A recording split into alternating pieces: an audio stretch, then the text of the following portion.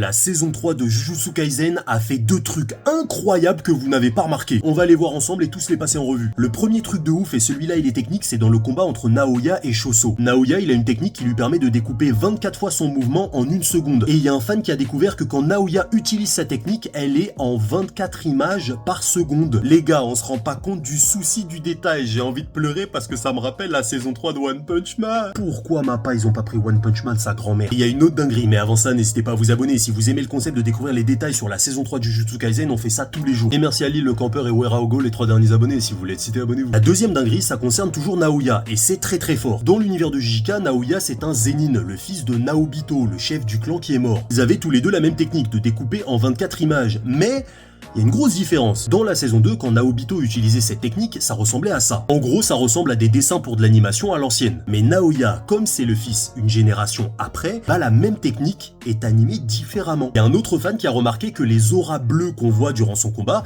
ça ressemble à la technique de l'oignon des animateurs. Une technique très récente qui est utilisée aujourd'hui. Parce que Naoya, il est plus jeune. Les gars, quand je vous dis que ça va être exceptionnel et que vous voulez louper aucun détail, rejoignez-nous.